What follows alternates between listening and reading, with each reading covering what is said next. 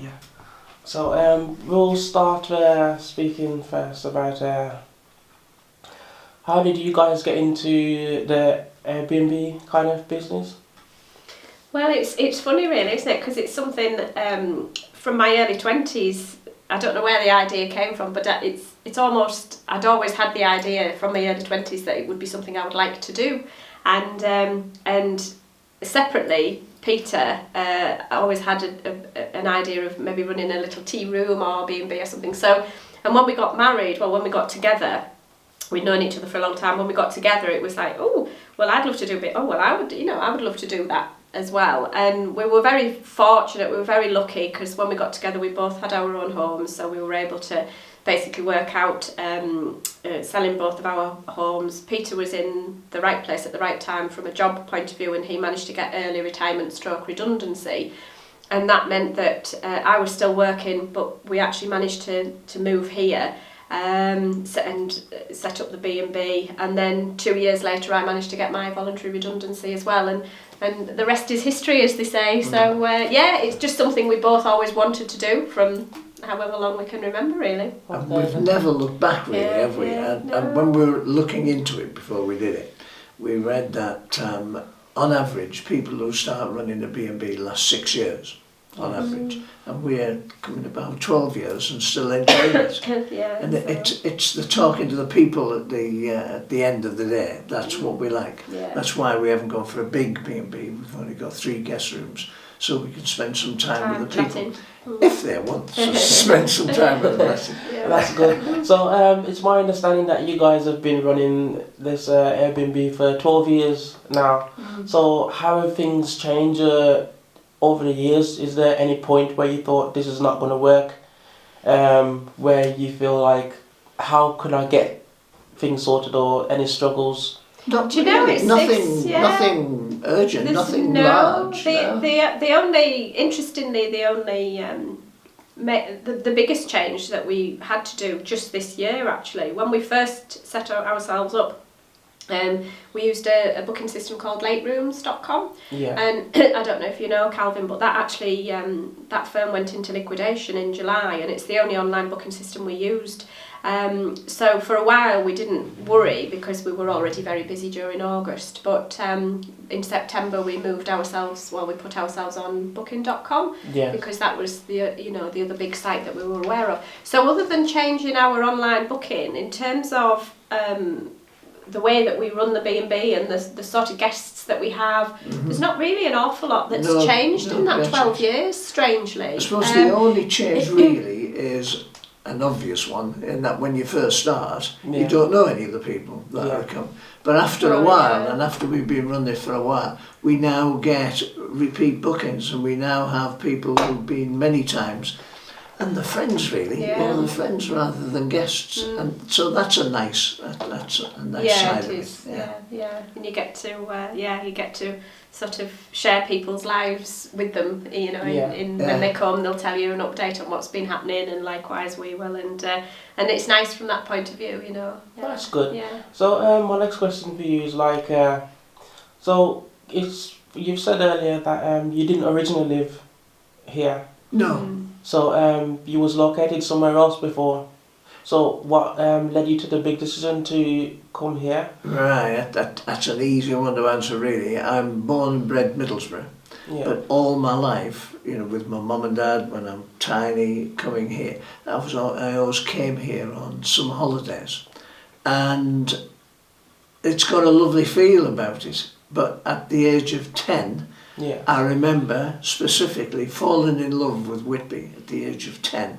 I came on a school trip, and that really cemented it. So from then on, somewhere at the back of my mind, I'd be thinking while I'm working and going through school and working, I'm thinking, I'd love to retire to Whitby. I just love Whitby.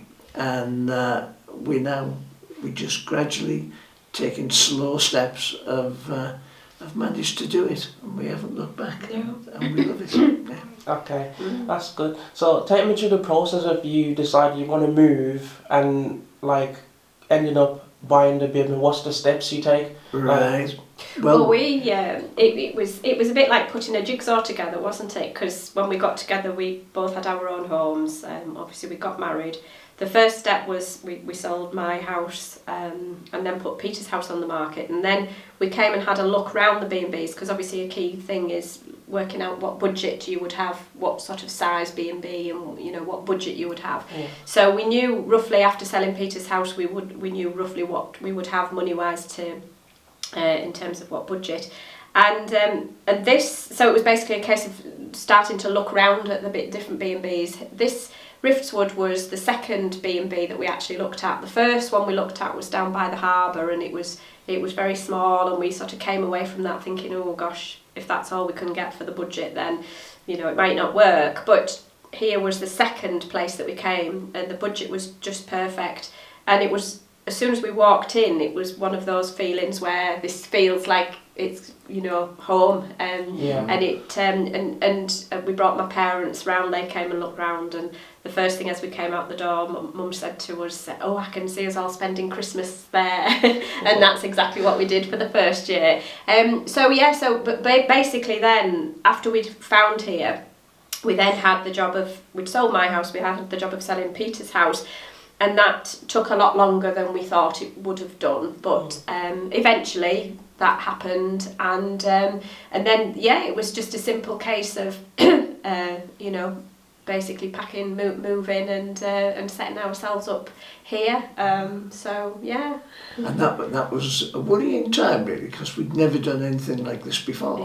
Yeah. So you know, setting out to cook meals for people, make sure that bed and breakfast, so make sure they have a good night's sleep and we give them a good breakfast.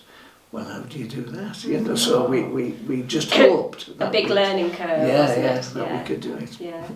So you mentioned earlier that you knew you wanted to have a place for yourself, like a B&B, to run a B&B.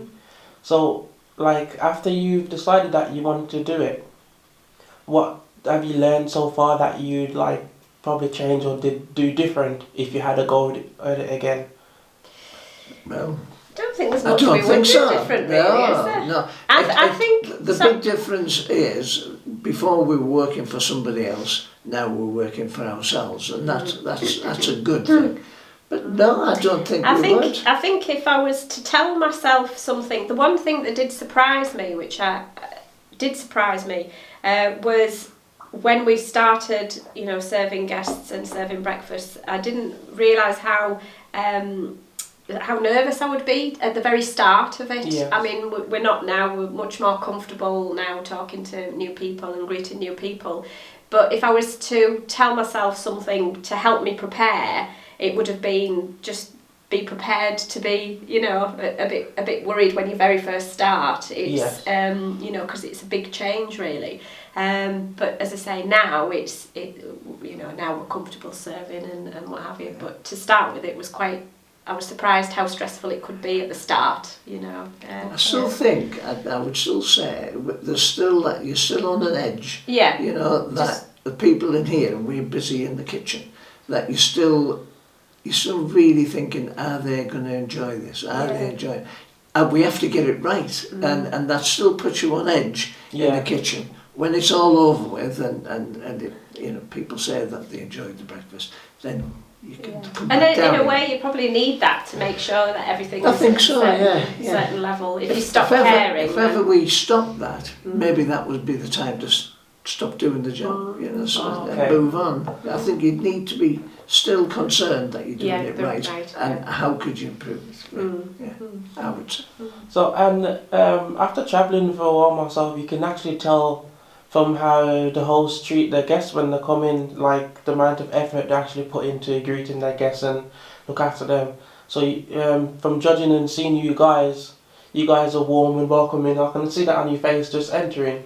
So if you could advise someone who's looking to start something similar for themselves or always have the dream to, what advice would you give them? Number one, I know what Paul's going to say, and I'll let Paul say it. You've got to do B&B. The number one thing is you've got to like people. You've got to enjoy being with other people, because that's I don't think you can't sort of fake welcoming somebody into your home. I think you've got to really feel that you want to welcome somebody into your home, if that makes sense. So yeah, I mean, that would be a key thing about. I always remember staying in a B&B years before we started here, and I was talking to the B&B owner at the time, and said, oh, I would love to do a B&B, and he said, oh, I'll just give you one piece of advice: you've got to like people, and if you don't like people, then it's not for you. And I remember at the time thinking, well, that's the reason I would want to do it, is because I do like people and, you know, want to meet new people. So I think it comes across very clear whenever we go to B&Bs now, if the people are just there for money, and it's a business. If it's a business, it comes across that way. There's I would say one other thing as well. That's number one, to like people. But I would also say, if you can, try and get it with no mortgage. You know, where you haven't got a financial pressure. Yes. Because when we came here, we made, well, we were lucky. And another thing, there's lucky. two things together. When we came, we decided we would have a B&B with not many rooms, so that we would have time, and it was a change in lifestyle, so we didn't want to be busy all day cleaning rooms and not being able to spend time with the people. So just make sure that you get the right number of rooms, and decide that, you know, and know how much time you will be spending doing the rooms up and getting people ready. So you need to do that, but also the financial constraints. We haven't got any financial pressure. We don't need to get so many people in before we could live, you know. Yeah. We're very lucky in that respect. We are lucky. But can. Again, I think you can see that on some people when we go to live in B&Bs. It's business. They need the money, and that comes across. And hopefully it doesn't with us, because we don't. Well, it's nice to have the money. We won't take people in free. But we're not money driven, and I think that makes for a calmer life. Yeah. So, like, you know, people always want to do other things in life. So, is there anything else you guys are actually want to do, like go actually travel, see the world? Yeah, there is. I mean, and quite when and how we'll do it, we're not sure, Calvin. But we do have a dream of getting a camper van and basically travelling around in a camper van, because, you know, we can take Denzel with us, and quite how that will work, whether we'll still maybe run the B&B in the summer months and go travelling in the sort of spring, autumn times, or quite how that'll work. But it's certainly a medium to long term view of, you know, doing that sort of travelling in So we're living our dream now, but we've got another phase 2 dream to get this camper van and go travel around Europe. But whether we sell this place and downsize and go to a smaller place, or stay here and just not serve guests all the months of the year, we don't know. We don't know. It's the seed of an idea.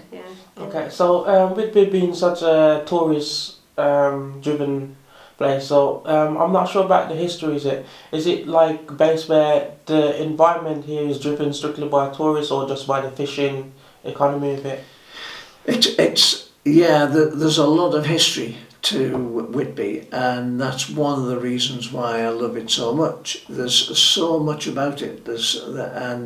And you can still see the history and still feel the history of Whitby around, and that's why I love Whitby so much. It is mainly the tourist industry. It's getting less and less of the fishing industry. I don't think we've got a trawler that goes out of Whitby and comes and delivers his fish and lands his fish here now. That's gone. Okay. That's gone. There's lots of leisure, there's lots of yachts, there's lots of crabbing boats so they'll do the shellfish. But as for the fish and the cod, you know, the trawlers that go around, that's gone from Whitby now, which is a shame. But we've got shipbuilding. Shipbuilding is back. In the 1800s, we were the 7th biggest shipbuilding port in the UK. Yeah. And that's starting to come back. There's a company called Parkle, and they've got a great reputation for building these prawn or whitefish trawlers, and they're wonderful. So after seeing it change, like, because they don't have any more of the trawlers, has that affected you guys, or have you seen where it's actually have impact around you? No, we don't notice that so much. So I've got a little fishing boat, as I mentioned, in Robin Hood's Bay. It's a Yorkshire cobble, only 16.5 foot, and I'll put my pots out and I'll catch fish. But it's just for us, and the licence that I have means that we can't sell it or anything. But so I enjoy that side of things. But you can still buy fish if you need to buy fish, or shellfish, or the fish that I can't catch here. So we've not been impacted by that very much at all. And in fact, Whitby's fortunes have gone up and down over the centuries. And at the moment, we're still on the rise, I would say, since the Endeavour came back. So Captain Cook sailed from Whitby to discover the world from Whitby in Whitby-built ships. And there's only 2 full-size replicas of that. And when the proper one came in, should I say, the one that you can sail, when that came here, I think lots of people came here to see it and thought, Whitby's very nice. And the prospects are just going up and up and up. A lot more money has been spent on looking after the buildings. Businesses are coming in, upmarket businesses. I don't think you could go anywhere else and get a better mix of restaurants and things like that. I think, and it's still going up. Yeah. People with money are still wanting to come into the area. A shop will close, and immediately, a good quality shop would open up behind it. So I think it is on the up. Yeah, that's good. So have you guys because most places I've been to, they usually have like an up season or a down season of how it goes. Right. Because especially if you're depending on like the tourism industry. Yeah. So what's that been like for you guys? It's a good question. The down season is sort of December, January. That's the quietest time in our experience. We're still busy weekends during those months, but during the week, December and January is very, very quiet. But we found really from February onwards, February half term, Valentine's, and then March, April, you get Easter. So it sort of ramps up, and then July, August, September, I would say, are our 3 absolutely busiest months.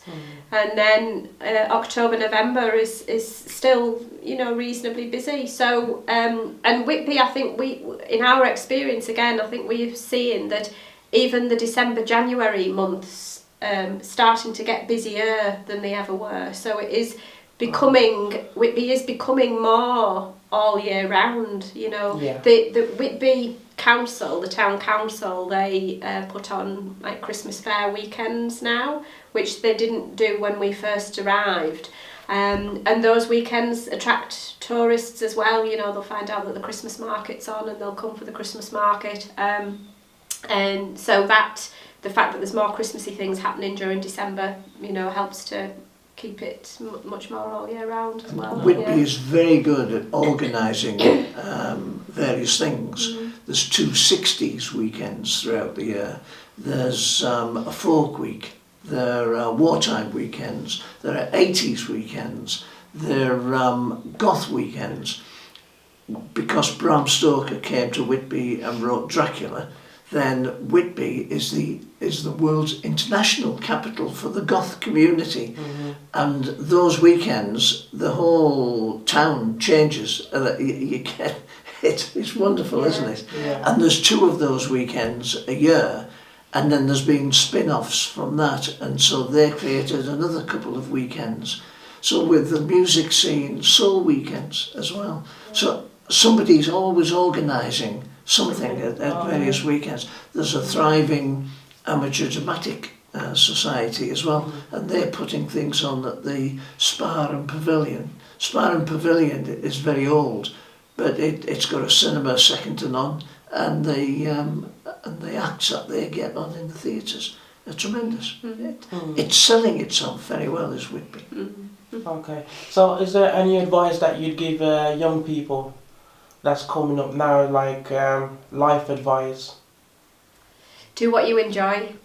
Yeah. Yeah, do what you enjoy doing, and okay, we all have to go through stages of maybe not quite enjoying what we're doing, but if if you're at that point where you're not enjoying something, think about it, think about what you would enjoy, and work towards it, because ultimately life is for living and life is for enjoying, and if you're not doing something that you're enjoying, put steps in place to change that. I would agree exactly with that. Get your work-life balance, work and life balance sorted early, so that you don't need lots of money. You need enough money, but you need to enjoy yourself as well, and make sure that you play as hard as you work hard, and do something that you enjoy doing. So it's been brilliant actually sitting down and talking to you guys. It's been brilliant talking to you. Yeah, thank you. So thanks again, and thanks for having me. Oh, you're very welcome. You're welcome.